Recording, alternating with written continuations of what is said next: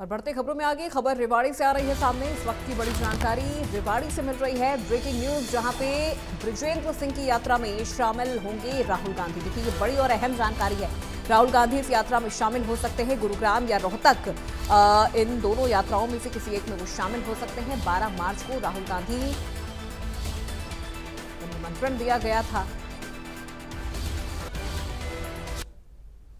चौधरी बृजेंद्र सिंह की सद्भाव यात्रा आज अटेली विधानसभा के गांव सुजापुर पहुंची है। तमाम लोगों से उन्होंने बातचीत की है, उन्हीं से जानते हैं आखिर कितना अचीव कर पाए। जिस तरह सद्भाव नाम यात्रा का रखा गया था और जो मकसद था, कितने उसमें कहीं ना कहीं कामयाब हो पाए, क्योंकि अंतिम चरण में है, अंतिम पड़ाव में सद्भाव यात्रा। 198 दिन हो चुके हैं। चौधरी बृजेंद्र सिंह से ही जानते हैं आखिर कितना अचीव कर पाए, किस तरह से देखते हैं पूरी यात्रा को। देखिए, यात्राओं का आकलन उसके कामयाबी या उसके कोई पैमाने नहीं होते। यात्रा इतनी लंबी हो गई, ये चीज दर्शाता है कि इसमें लोगों का निरंतर समर्थन सहयोग रहा है।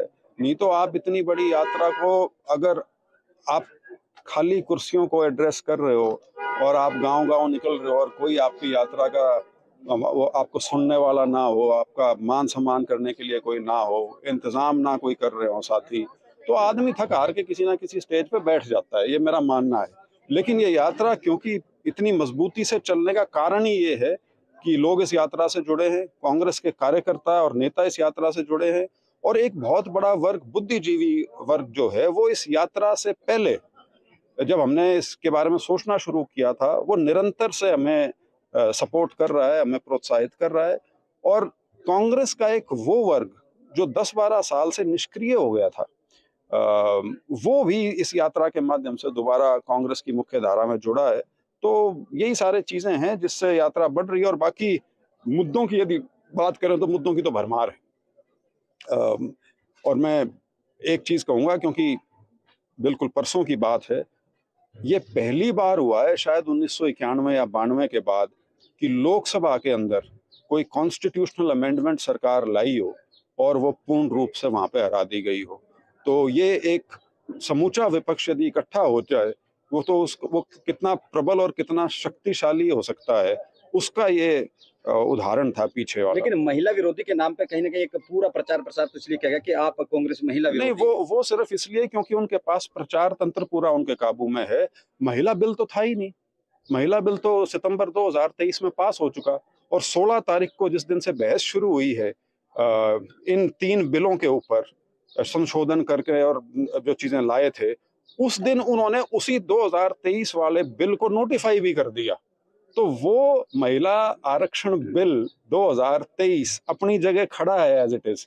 ये तो इसकी आड़ में शिखंडी, याद है ना, ये महिला बिल को तो वो कर रखा था, इसको आगे करके इसके डिलिमिटेशन का तीर चला रहे थे पीछे से, और सोच रहे थे कि कहीं ना कहीं हम शायद विपक्ष में कोई ऐसी कमी ढूंढ लेंगे कि इसको हम धक्के से पास करा लें और एक बहुत बड़ा राजनीतिक लाभ इससे प्राप्त कर सकें।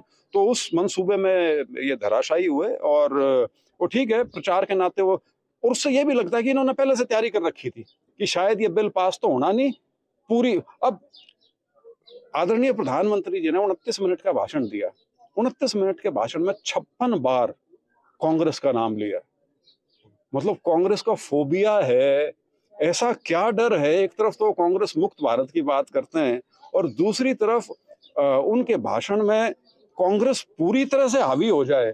इससे लगता है कि उनको भी शायद अब दिखना शुरू हो गया कि हालात जो है वो शायद बड़ी तेजी से बदलने लग रहे हैं। कितना जोड़ पाए सद्भाव यात्रा के तहत, क्योंकि कांग्रेसी जो बड़े बड़े धड़े वो दिखाई नहीं दिया यात्रा में। नहीं, कांग्रेस के करीब करीब सारे लोग इस यात्रा में जुड़े हैं। और मेरे अनुसार ये जो चर्चा है कि यात्रा में कौन आया नहीं आया, ये शुरुआती दिनों में तो इसका कोई मायने था, क्योंकि लोग देखते थे इस तरह से, और शायद लोगों को ये भी लगता हो कि अगर यात्रा चलेगी तो तभी जब कोई जुड़ेगा इसके साथ। तो ये यात्रा एक स्टेज पे आके उससे आगे निकल गई थी कि कौन आया कौन नहीं आया। और जैसे मैं कहता हूँ, वो स्टेज शायद जो थी, वो जब दूसरे चरण में हम नांगल चौधरी पहुंचे महेंद्रगढ़ जिले में, वो वहां से हमारी शंका हमेशा के लिए दूर हो गई थी। एक चर्चा ये भी है कि जो समापन होगा, राहुल गांधी भी जल्दी आपकी यात्रा में जुड़ने वाले हैं। देखिए, 12 मार्च को मैं उनसे मिला था। तब मैं अपने 62वीं विधानसभा में थी यात्रा हमारी। तो दिल्ली मेरे को बुलाया गया था और तब जाके मैं उनको औपचारिक रूप से न्योता दे के आया था। और उन्होंने कहा था कि जो आखिरी चरण है उसमें किसी टाइम, बाकी ये है क्योंकि ये चुनाव चल रहे हैं तो समय कौन सा निकलेगा वो देखने की बात है। चर्चा है कि गुड़गांव में जो अभी 2-3 दिन बाद आप गुड़गांव पहुंचेंगे, वहां पे राहुल गांधी शामिल हो सकते हैं।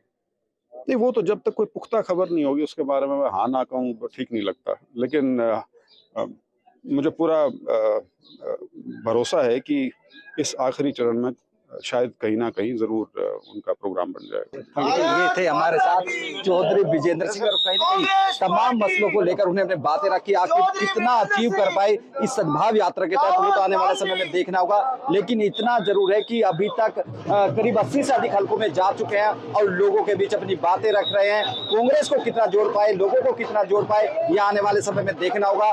वही लेकिन इतना जरूर कहा कि उनकी राहुल गांधी से मुलाकात हुई है और जल्द ही जो समापन होगा उस दौरान राहुल गांधी यात्रा को ज्वाइन कर सकते हैं।